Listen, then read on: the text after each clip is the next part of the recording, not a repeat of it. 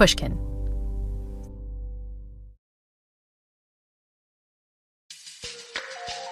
Work. It consumes a lot of our time and a lot of our mental bandwidth. I bet you've had moments where you've longed for a vacation or even fantasized about hitting retirement age. But there's another option for taking a break from the grind, a decision that can help you recharge and reassess. It's called a sabbatical. As a professor, I've had the opportunity to take an academic sabbatical every few years, and I've been very open on the show about just how rejuvenating and important those breaks were. But what if you aren't a professor? Can you still take a months-long break from your job? It may sound like a pipe dream, but more and more workplaces are coming around to the idea that extended employee leaves are a good thing. So to discuss the rise of the sabbatical and its many benefits, I recorded a live edition of the Happiness Lab at the 2025 South by Southwest Festival in Austin, and I got to talk with one of the leading advocates of the modern sabbatical. Hello and welcome to the Happiness Lab live here at South by Southwest. I am here in front of a fabulous live audience, and we're going to be talking today about the importance of sabbaticals and taking some rest. And I'm excited to introduce my guest today, DJ DiDonna. DJ is senior lecturer at Harvard Business School. In his former career, he was co-founder of EF Global. These days, DJ spends his time thinking about sabbaticals and their transformative effects. He's most recently become the founder of the Sabbatical Project, a nonprofit aimed at creating a world where extended leave is the norm rather than the exception. This sounds like a world I want to live in, for sure. DJ's work on the transformative benefits of sabbaticals has been labeled Harvard Business Review's new idea for 2025. So I think we're going to be seeing a lot more of sabbaticals this year than before. DJ's work has appeared in The Atlantic, Time Magazine, Fast Company, Fortune, The Wall Street Journal, and lots more. And today we're going to be talking about the research behind why an extended break can be so important and what you can do to convince yourself and your employer that you might need one. Please join me in welcoming DJ DiDonna.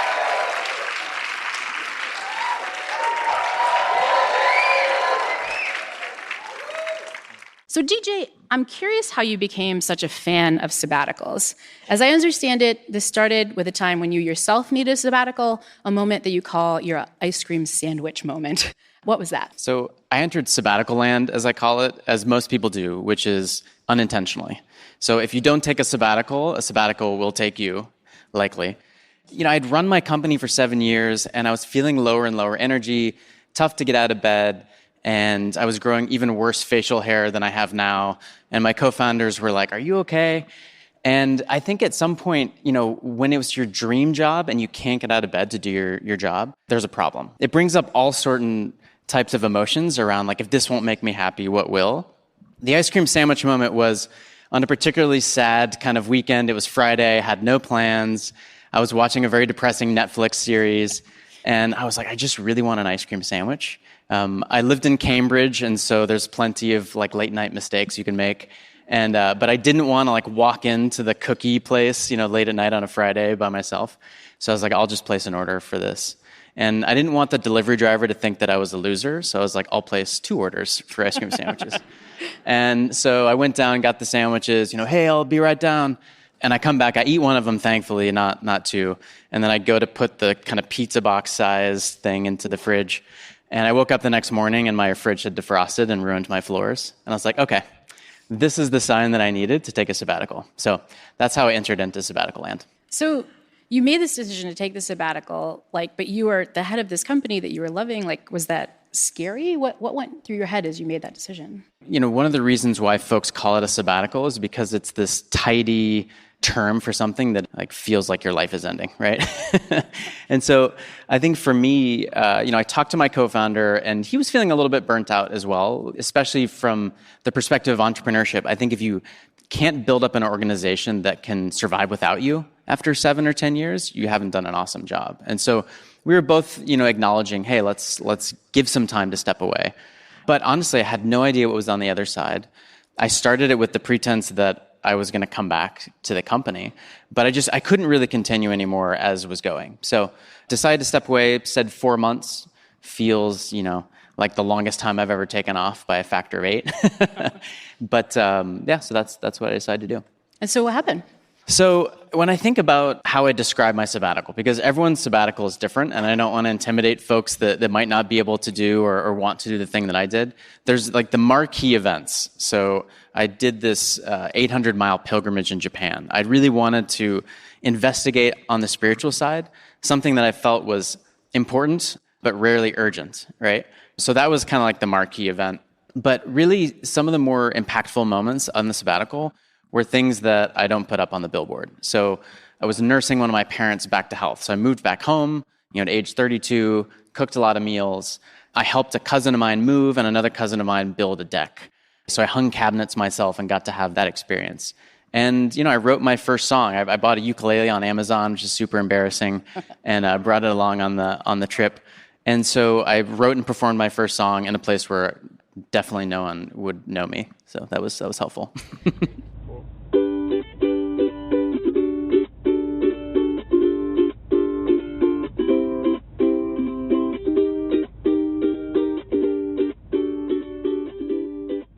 And so I think we're going to talk about what you learned from this and some of the benefits soon. But I want to start with some definitions because I'm a nerdy professor and that's where I go. And so how do you define a sabbatical?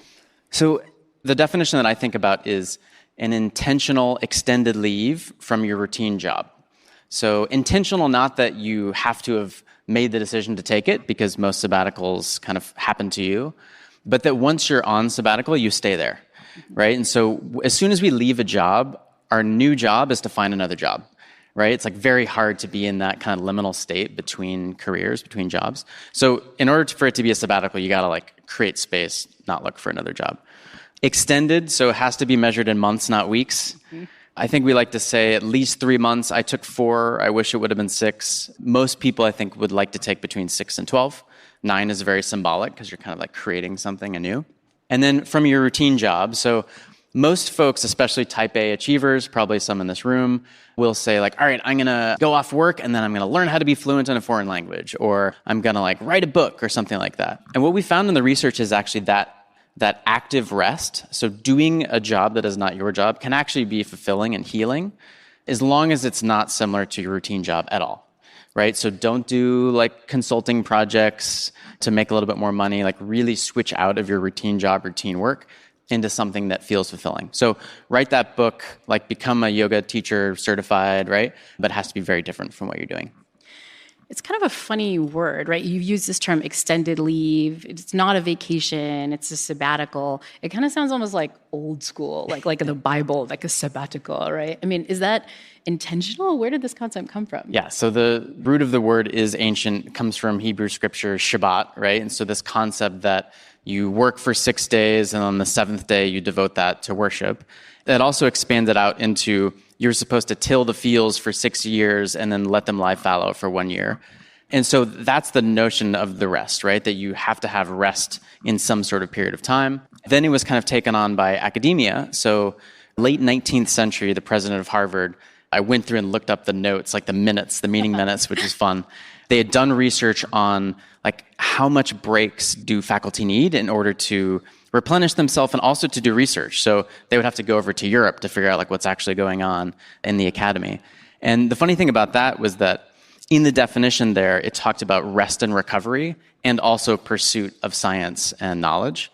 And if you look now, like the rest and recovery piece is totally dubiously absent from all these kind of academic sabbatical leave policies. But that's the basic history of the terminology.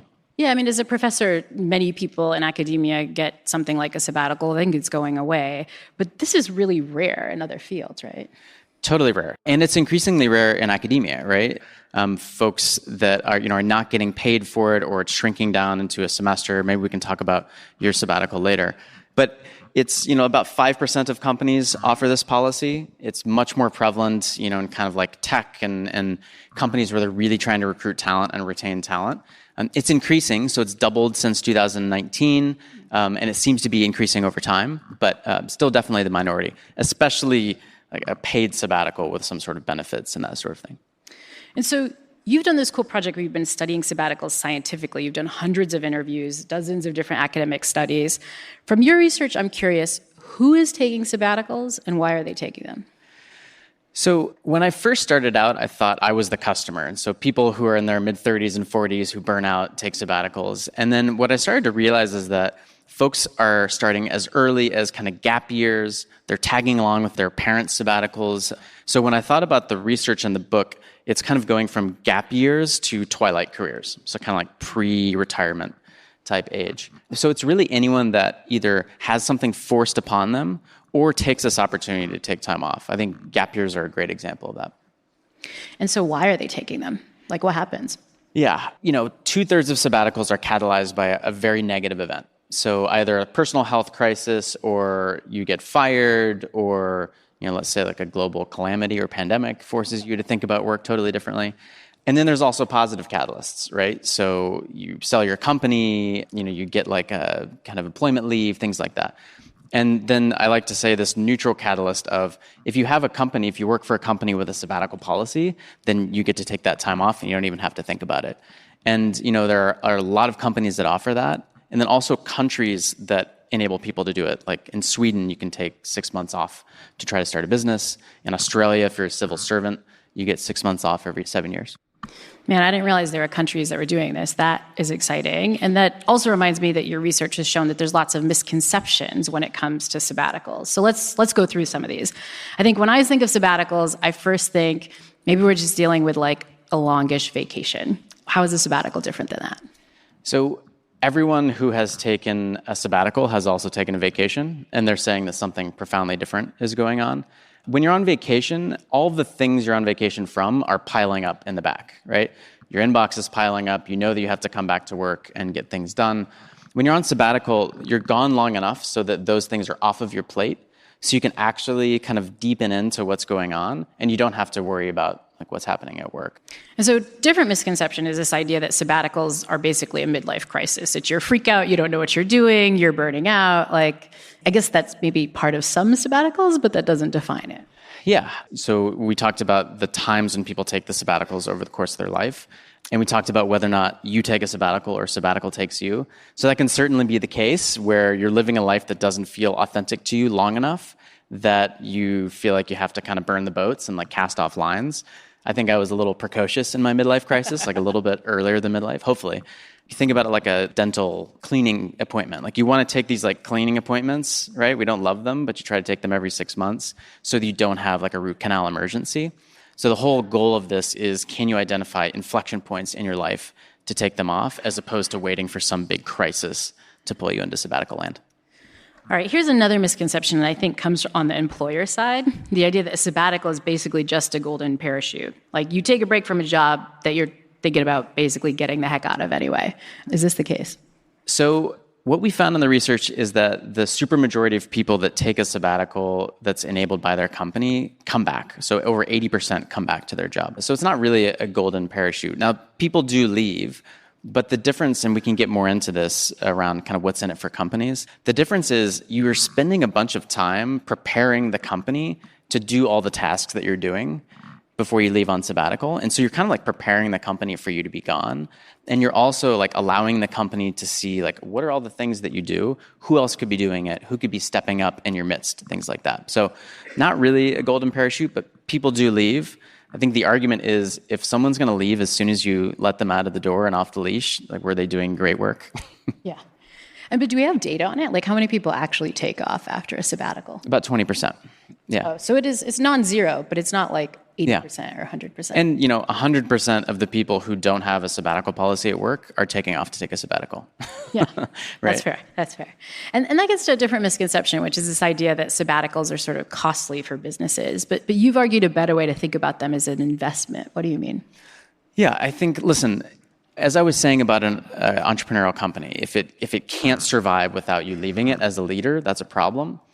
Similarly, turnover is just something that happens. Like, how many people here have left a job, right? That was a lot of hands for the listeners some of you haven't left a job. So people are going to leave anyway, and as a company, you have to be prepared. You have to be resilient to survive turnover. People are going to quit. They're going to go on parental leave. And so it is practice. It's like building a muscle of figuring out what tasks you have, offloading them onto other people, and really kind of investing in that muscle as a company. So when we get back from the break, we're going to see why a sabbatical can be such a helpful investment, not just for the person taking it, but even more for the company that allows it. The Happiness Lab will be back in a moment.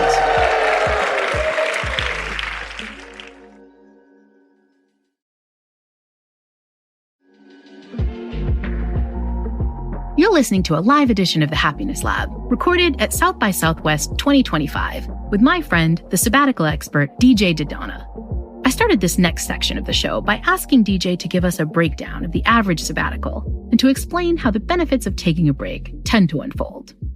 Yeah, so from a personal perspective, I think you can expect a lot of things. And if you're coming into the sabbatical super burnt out, then you probably need to heal, and that's going to be the first thing that you get. So in the research in my interviews, I talked to a ton of people that had some sort of physical ailment, whether it's ulcers, stomach, gastro stuff, and they've been told by doctors this is stress-related, but until they actually stepped away from work long enough for that to heal, they couldn't kind of grok that, right?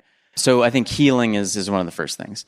Creativity is one of the next things. So you're taking time off and you're doing whatever you want to do.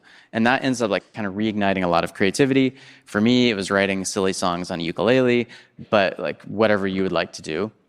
We think about like working on ourselves as work as opposed to play. So there's this concept of identity play as helping you kind of like run little experiments, figure out what you want to do next. And then I think confidence is a huge one. No matter if you have a sabbatical policy at your company or not, it's pretty scary to launch off for an extended period of time. Like I'd never taken more than a couple weeks off work since, I don't know, middle school. And so to take 4 months off, that's scary, especially if you're leaving your job. What are you going to do on the other side of it? That sort of thing.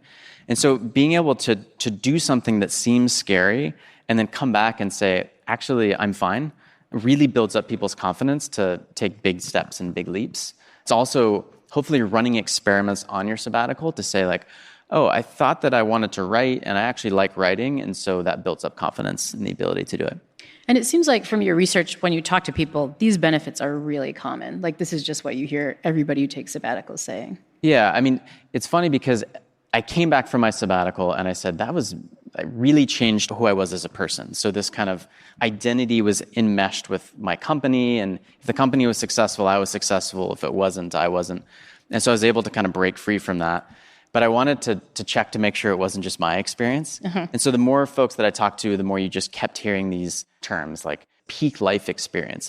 It's up there with like having a child, like getting married. So you're creating an event for yourself that will be one of the most important events of your entire life. It also seems like you take time to notice the things that you're not doing. You've talked a lot in your work about this idea of functional workaholism and how a sabbatical can help you penetrate into that a little bit. What do you mean? Yeah, so we talk a lot about burnout. I view burnout as a spectrum. So you're like burning out, right? You're existing on a spectrum where you're not doing your best, not feeling great. That's kind of hard to realize unless you step out from it. And stepping out, I'm assuming you've all had the experience where you go on a vacation for a week and right at the end, you're like, oh man, I was just sinking into it. And then you have to plop back into work. So stepping out long enough to say, wow, the way that I was working and the way that I was living was actually not serving me. And I want to just step out of that for a little bit. I might want to make a big change. But obviously, people's experience of COVID varied widely. But I think a lot of folks saw, oh man, now that I'm back at home with my family, I actually want to do that more. And like the way that I was kind of returning back to my family or even how I was working was not really great. So you needed like some perspective and like a long enough break from the norm to understand that. It also seems connected to this idea you've talked about called regret insurance, right? Maybe like a benefit that comes later in life. What's that? Like imagine you're, the age of your grandparents and you're telling your grandkid a story. Like what do you want to have in that story? Bronnie Ware, who is a palliative care nurse, talks about the 5 regrets of the dying. And this notion that you have not lived a life authentic to yourself. If you close your eyes real quick and think, like, what would I want to do with my life if I could do anything? Can that happen in the life that you're living now? Maybe, but probably not. Like it takes a little bit of time. And taking 6 months off in the scheme of working for 40 years is just not that much time. It's like 2%. I mean, if you know then what you knew now, would you still choose the sabbatical? Would you do it differently? Yeah, actually, one of the things that spurred me into taking my sabbatical was advice from a mentor. I went into that mentor's office and I was complaining, hey, like this is hard, this is tough, the company's not working as much as I would like it to be or whatnot. And he said, DJ, if you knew then all the things you know about your life and your company now, would you join that company again tomorrow? And it was very clear. I was like, absolutely not. And so I think like the tough part about our lives is it's lived kind of with this inertia. You've made a bunch of small decisions and all of a sudden you find yourself in this path. And so I guess encouraging you to think about, would you want to return to this exact life? And if not, how are you going to run experiments to figure out what other track you need to be on? So long way to answer your question, but I look back at that time and it's the most dense period of memories in my entire life. It was 8 years ago right now, I was walking in Japan. And so that will serve me, I think, for the rest of my life. So it seems like sabbaticals are serving the people who take them. But now I really want to jump into these benefits that employers can get. Because I think this is one of the reasons that sabbaticals aren't just equal for everyone, that not every company is doing this, right? Is I think employers are really worried about whether this is going to be incredibly costly for companies. We talked a little bit about some of these benefits, but I want to do a deeper dive. Like, what are companies really getting out of this when they set up sabbatical policies? Yeah, I think it's a great point in the sense that the best case scenario is that a sabbatical that doesn't require you to like blow your life up, doesn't require you to save up for 10 years is possible because your company values you enough to do it. And so all of us who work at companies who are managers are also people. So we're taking our like people hat off and putting our company hat on. So this resilience is just a huge piece. Like having a company be able to withstand what they call key person risk. One of the interviewees was like the principal and founder of this boarding school in South Africa. And, he'd been there from day one. It was 10 years in. And he stepped aside for 6 months because his spouse was doing a degree in Europe. And by stepping away, he was able to see that like some of the things ran really well in his absence, maybe even like a little bit better, right? The operations side. And then other stuff like fundraising fell off an absolute cliff, right? And so the organization got to see what it was like when he stepped away, and junior folks got to step up into roles and have kind of career stretch experiences. But also he got to figure out like, okay, if I get hit by a bus tomorrow, like this thing is going to fail, and that's not great. And so like really developing like the resilience to say, okay, if I do want to transition out, what kind of skills do I need to kind of manage inside of the organization? So I think tenure and loyalty to the company. We talk a lot about people finding meaning at work, but at the end of the day, I'm sorry, like most companies cannot provide a ton of like meaning and purpose. And so, yeah. Yeah. And that's fine. That's fine. But I think what the company can do is they can give you time to yourself to do the thing that's meaningful for you. And I think the impact of that is that people have more loyalty to the company. One of our interviewees was from the US Treasury, but they had this long service leave policy where you can take 6 months off. And she got to go and do like mountaineering and trekking in Latin America. And it was long enough to say, I like trekking, I like being on vacation, but I also really like the work, international development work. She was not planning on having a family. She's like, I appreciate the ability to step outside of my work for a stretch and become kind of appreciative of that work again. And I know I can do it every 7 to 10 years. So that kind of like loyalty. And I also think that creates authentic company culture because there's a financial advisory firm in Seattle called Brighton Jones that has these sabbaticals every 10 years. And people come back and they're doing like a slideshow of their sabbatical. And everyone's excited for those folks because they know they get it as well. And so the company values you as a whole human being. And also like they get to celebrate your experience because they know they get to take it, which is different than someone being like, I had a great honeymoon. You're like, oh man, like I didn't. You've also argued that it can help employees like increase their innovation over time. And it's not necessarily that there's skills building, although that happens in some cases with sabbaticals. It's more just that like time off builds this innovation. Yeah, so one of the interviewees was a CTO of a tech company, stepped away, and was engaging this kind of identity play I talked about. So, was a developer in college, but had really not played around with like mobile app development. And so was like futzing around and created this app to help text-to-speech folks, right? And so that turned into being a company that he started. It started from just wanting to learn and play. I think this like play muscle is really underutilized. And I think it's really important to have folks like step away and regenerate their ability to solve problems creatively because you don't know what's coming around the corner as technology kind of accelerates. So you have to be, able to see outside of the box. And that's helpful for companies when people come back, too, I assume. Totally. Yeah, I mean, you have to solve problems inside of companies, right? And so it's starting to seem obvious that the sabbaticals are a good idea for workers, they're a good idea for companies, probably a good idea for, like, society and us as people, right? Right? But only 5% of non-academic companies are doing this. And so, DJ, this is now your life's mission, your dream to make sabbaticals more equitable. But to do that, we have to overcome all the barriers that we and our employers feel when it comes to giving us a sabbatical. And we're going to get to those barriers when we come back from the break. The Happiness Lab live from South by Southwest. We'll be right back.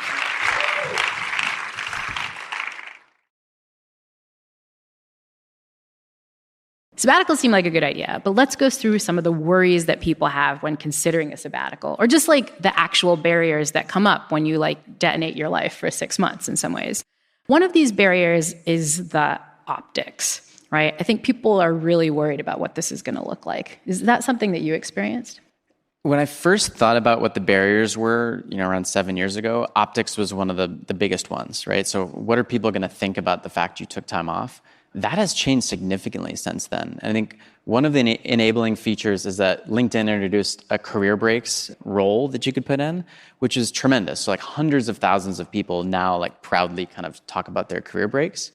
The other thing is just like this story about a successful business and a successful life is also changing. So people are starting to hear, in addition to the CEOs running multiple companies sleeping under the desk thing, they're starting to realize that folks like Steve Jobs, right, was studying calligraphy for a year. And you have the CEO of Impossible Foods figured out his company on sabbatical. Like there's actually like a lot of roles for you to kind of find that creative energy when you step away. The other thing I think about, if you're interviewing for a job and you tell them that you took a career break, and they disqualify you for the position, that's a great sign that maybe you didn't want to work at that company. It's like a kind of a revealed preference. And also, I've also found that in interviews, people want to talk about, like you traveled for 6 months, like what did you do? What was your favorite? Like that makes you an interesting person. And it also shows that you had the courage and self-confidence, like to take time off and do something for yourself, which I think the majority of people are going to be like, that's awesome. Like I want this person on the team. So it seems like the story is changing, but it also seems like we need to change the story in our own heads. Like part of the problem of optics seems like it's what we think other people are going to judge us about, but it also is a lot about what we're judging ourselves about too. Yeah, I did a study of my Harvard Business School classmates 10 years out, and 90% of people were concerned about how a career break would look, and less than 5% of people actually cared whether or not someone took a career break. So it's this weird dynamic where you assume that people might take you less seriously, but it's just not the case. And the way to kind of solve that in our research, we identified this concept called exemplars, which is fancy for examples. So like find an example in your life, someone that looks like you, someone that has a similar job to you, who has taken this time off, so that you can actually see for yourself, like, oh, I'll be fine on the other side. I love that example because it seems like part of the problem with sabbaticals is like, for many people, this is just going to be the first time you're letting yourself do something that's not like work for any stretch of time whatsoever. Yeah. It's very uncomfortable. It's not a natural feeling. It kind of creates a vacuum, right? Because you had all these responsibilities, and even though you want to not be checking email, when all of a sudden you're cut off from email and your calendar, like the first part of sabbaticals can be difficult. And that's one part I think folks don't get. Like you're on sabbatical, must be amazing, and you're actually like beating yourself up about leaving, not knowing what you're going to do next. And so it is like an identity transformation. And in order to transform yourself, you got to really do some, like some thinking and some breaking apart of who you are. Okay, so that's the optics, like internally and externally. Another big one, just practically, is responsibility. Like we have professional responsibilities, personal responsibilities, we're parents, there's like logistical challenges. How did you navigate this stuff, and what are some suggestions? So I think that almost no one can throw all of their responsibilities off tomorrow, right? And so if you treat it like an emergency root canal, like that's difficult. If you say, what is everyone here in this room doing in 2031?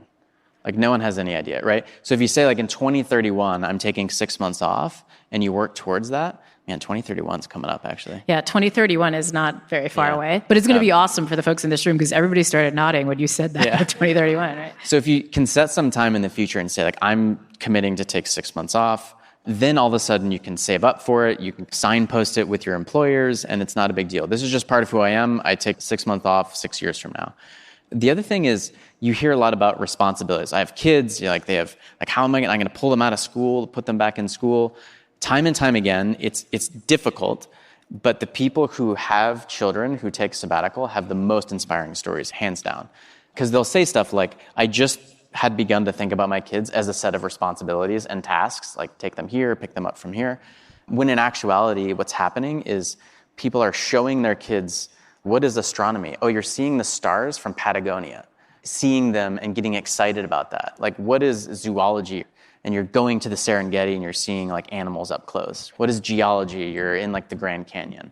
And so it enables you to see the world through their eyes and actually give them an experience that will sit with them for their entire life. There's a movie called Blink that we saw. I don't know if you've seen it, but distributed by Nat Geo. And it's this family in Quebec where they have, I think, 3 or 4 kids that have this kind of ocular degeneration disease. And so they only have a certain amount of time that their kids are going to be able to see the world.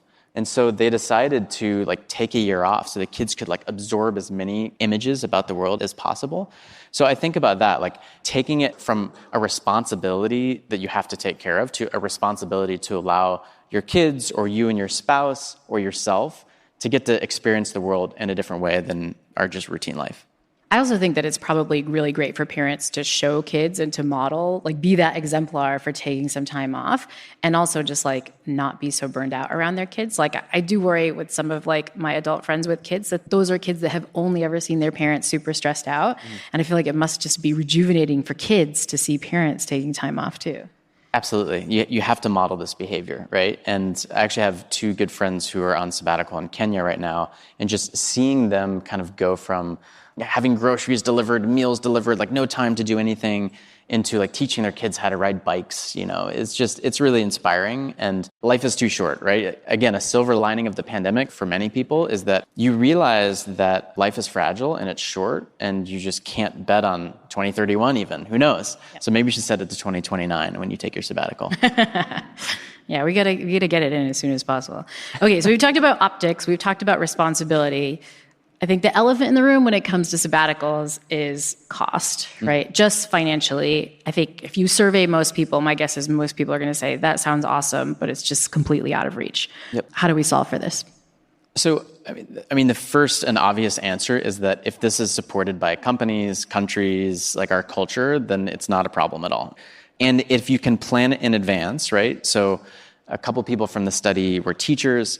They had taken a sabbatical right before they got married and backpacked around the world. And so like, we want to do this when our kids are a certain age.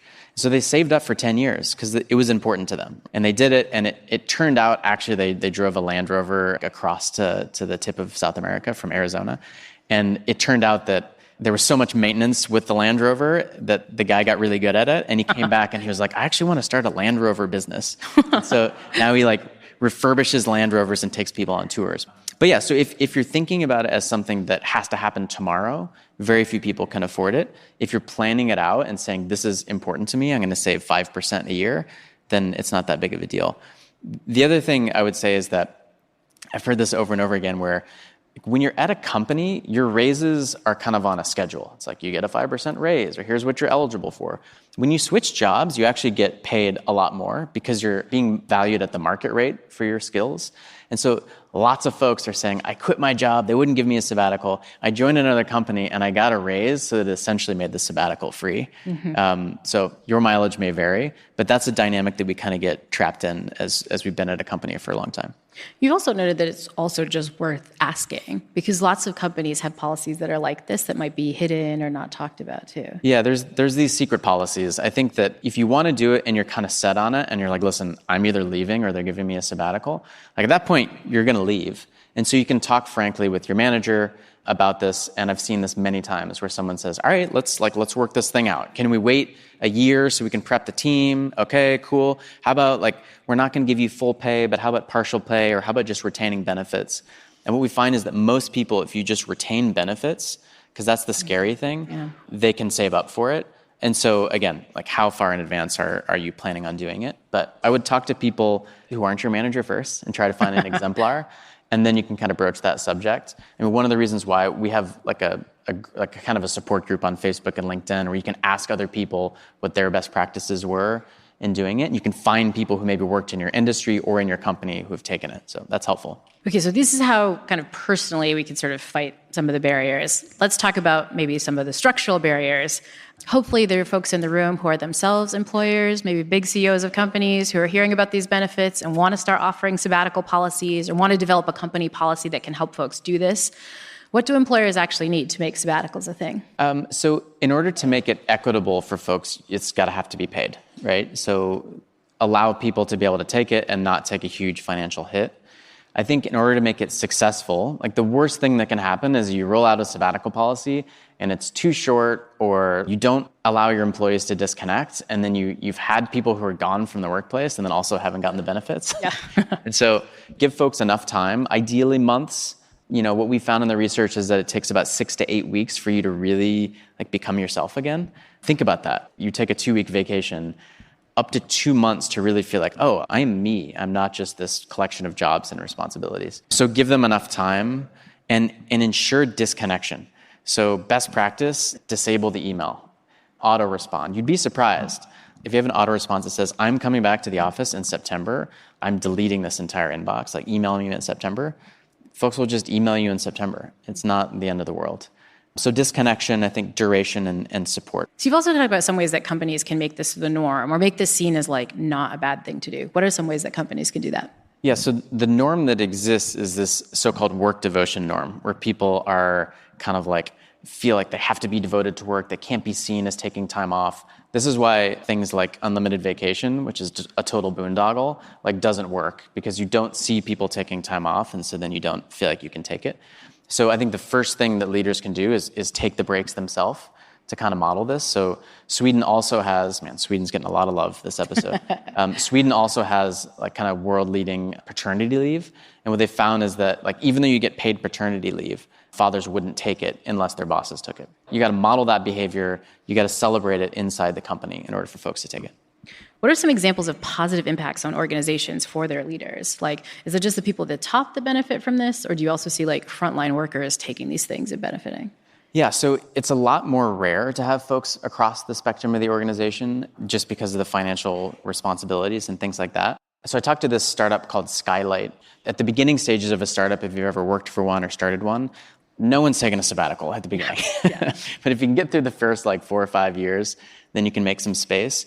And so the CEO, Michael, their first employee, was just really burnt out. And so allowed her to take 2 months off, come back, and then during that time, it's a little bit cheating on the sabbatical, but she had investigated a bunch of AI tools and got trained up. And so she was able to bring that back, which was integrated into the product and actually made it quite successful and kind of changed the trajectory of it. The other example that I like to tell is there's a CEO, Cheryl Johnson, of this organization in Detroit, so the Coalition to End Homelessness. And there's funders that fund nonprofits in places like Detroit, LA, San Francisco, Boston. They convince the boards of nonprofits to allow their leaders and their employees to take time off, and they fund it, nice. Right? And so the point of that, again, to prevent this key person risk at a nonprofit where the leader is super important, charismatic. And so they're convincing these boards to let these nonprofit employees leave because burnout started in the care sector, right? Among nurses, healthcare workers, nonprofit leaders. If you really care about your job, you don't want to leave it because you feel like you're letting people down. And so I think in the nonprofit industry, actually, you see that a lot as well. You've also seen some of these creative solutions that some jobs have come up with. You talked about this idea of a pre-batical, which I think is actually a kind of clever one. What's that? Yeah. So this came from the Great Resignation. Everyone was like, I quit my job. It's amazing. And then a lot of people got really, nice offers at other companies and other jobs. And so actually, I'm just going to start this other job. And I think it's kind of foolish to think that your burnout from a job is going to end just because you joined another job. Yes, you take your box, and by the time you get to the car, the burnout's over, right? Yeah. You're running on adrenaline, right? So you're bringing the adrenaline over. But I think companies actually benefit from ensuring that people take time off. Mm-hmm. And the easiest sabbatical to take is if you have a job. So I teach at a business school, and you get a job at a consulting firm, and you can push your offer. So you know that you have a job coming out of it, and you don't have to worry about money. And so I think allowing folks to make sure they come into your organization not burned out, excited to hit the ground running is a great one. All right, so let's say somebody's listening right now and they're convinced it's time, they're ready to overcome all these barriers, the extended break is what they want to do. What are some practices for the sabbatical curious who are ready to hit go on actually taking a break? So I think the first thing is you got to ask around. So try to find an exemplar. I think setting the container for a sabbatical is super important. So I don't really want to give people guidance on their particular sabbatical, but you got to set enough time. You have to ensure that you are disconnected enough. And partially that means traveling if you can, so getting out of your geographic space. And partially that just means getting out of your routines. Because that's a vacuum at the beginning of your sabbatical, when you subtract all of your responsibilities, it can help to have some structured things, especially at the beginning of your sabbatical. You want to do something that gets you out of your head and into your body. Yoga teacher training, pottery, stuff where you're using your hands, hiking. Building cabinets, we heard. Yeah, exactly. Do not suggest going to IKEA. It's not stressful. Getting out of your head and into your body and thinking about the phases of a sabbatical as healing at the beginning and then experimentation in the middle and then integration at the end. So really finding these, what they call counterfactual experiments. What would my life be like if I did this versus what I'm doing now? One of my favorite stories was a consultant who would take a sabbatical every 4 years. And he was like, when I retire, I want to run an eco lodge. And so he spent a sabbatical volunteering, working in the kitchen, working in the back office of eco lodges, and was like, this is actually not for me, right? And so running these experiments so that you don't have regrets later in life. You've also talked about the importance of using your sabbatical to focus on relationships. I know why this is so important from the happiness science. The science just shows that social connection is so critical for happiness. But why can this be so important and transformative in a sabbatical specifically? I think you can go too far inwards. And so I think about sabbaticals as having 3 archetypes. There's the achievers that really want to get something done, kind of type A folks.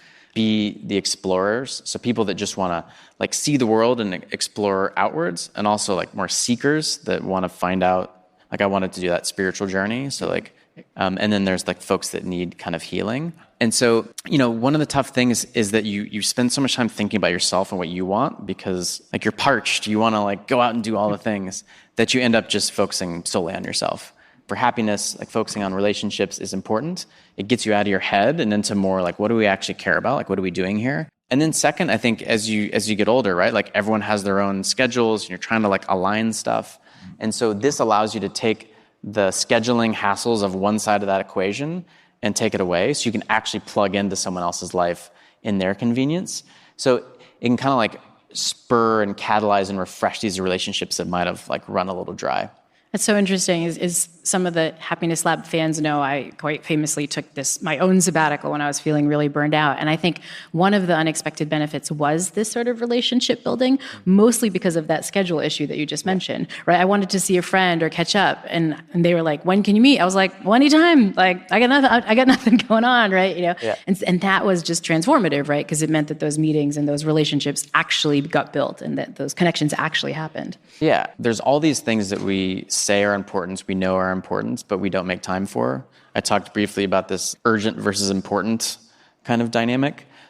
So I'd urge you to think about what are important relationships that you haven't given a lot of love to, what are important things that you want to do in your life, and take stock. Be how old am I? How many years have I been working? How many times have I taken the chance to do some of those things? And I'm guessing the answer is pretty rarely. And so figure out okay, you have to make the time to do it. So relationships are one of those. And so any advice for how to pick what to do? Because I think especially if you're entering the sabbatical for that period of healing, if you're feeling really burned out and you're thinking now is my time to find my passion, that can kind of feel a little bit exhausting. But you've talked about we shouldn't be going for passion. We should focus on tiny curiosities. How does that work? Yeah. So full disclosure, I took this from Elizabeth Gilbert. She talked about chasing your passions is stressful. What if you don't know what your passion is? What if your passion doesn't fulfill you? And instead just thinking about what you're curious about. And so if you're I've always wanted to be a master potter, and then you spend your entire time trying to find someone to apprentice with, that can be devastating when it turns out you're not good at pottery. As opposed to saying what is it like to travel in this part? Or for me, what would it be like to hang cabinets, even though I have no idea what I'm doing? And it was okay. It seems like it's kind of getting back to that play mindset. You don't have to do your sabbatical perfectly to kind of get some huge benefit out of it. Yeah, and I think actually this is going to sound trite, but the mistakes are part of the thing, right? So there was a person from our study who was like, I really want to learn backcountry skiing. And so they moved to British Columbia for a couple months, like got these lessons, got certified, and then they eventually found themselves tracking, like, how many vertical feet have I skied each day? And they had like a spreadsheet. And then they realized, like, oh, like, I'm the problem here. Like the way I attack things is the problem, not like the job. And so even if you sub out of that job, do you want to work on yourself? Or do you want to just take who you are and say, like, okay, I want to actually attack some other problem I'm passionate about with the same energy and vigor? And so as folks are thinking about sabbatical right now, in the middle of 2025, when we're having this conversation, I think there's also an interesting question about not just how do we take sabbatical, but should we be taking sabbatical when the world feels like it's like literally on fire? What's the advice for that? I think this goes back to the burnout and caretaker piece, right? So like, put your oxygen mask on before your kids. Like, you need perspective as to like what's actually going on, what's important for you, and to get the resources to kind of like take a different tack, right? And so I think it's an opportunity to step back, and I think it's a great opportunity in a time of like where you're feeling not so great to say, like, who do I want to be in this next phase of my life, and what skills or like direction do I need to take in order to get there? Okay, so I'm watching the clock tick down in like an extreme way, which means we've got to get to our parting thoughts. So, parting thoughts on why we need this life and career investment and why we should take sabbaticals more seriously. I mean, back to the regret insurance, I would just really think about what are some things that you would like to have as a part of your life story, and actually document those, like write them down in a journal, and then think about like, when are you going to actually be able to do them? I think often we live in this inertia, oh, well, this is the life, I'm looking 2 weeks ahead, right? But really trying to take a step back and say, like, what are things that are important to me that I won't be able to do? A stat that I looked up that was kind of surprising was, if you're like a 40-year-old male, which is what I am, I use male because our stats are worse, your chances of making it to retirement age are 5 and 6. So your chances of not making it are 1 in 6. If you're a 50-year-old couple, you have a less than 50% chance of both partners reaching retirement age and being able mentally and physically to travel. Whew, yeah, I'm great at dinner parties. Yeah. And so like this, we're going to wait till retirement thing, this bucket list thing is not guaranteed. And I hope that like the pandemic gave us this like touch of like life is precious, but like waiting until you can retire is just not guaranteed. Both, what are the things you wish you could do? And then also, oh my gosh, like I might not be able to do them. Hopefully we'll like spur y'all into action. 2031. 2031. Who's putting in their Google Calendar today, right? Thank you for joining us for Happiness Lab Live at South by Southwest. Thank you so much. I hope you enjoyed my chat with sabbatical expert DJ DiDonna. But that's not the end of the live show fun, because I had a chance to record several other podcasts at South by Southwest. And next, I'll be sharing a show I did with a new voice in podcasting, but a voice you might already know pretty well. Well, hey, Professor. Hey, Michelle. That's all next time on the Happiness Lab with me, Dr. Laurie Santos.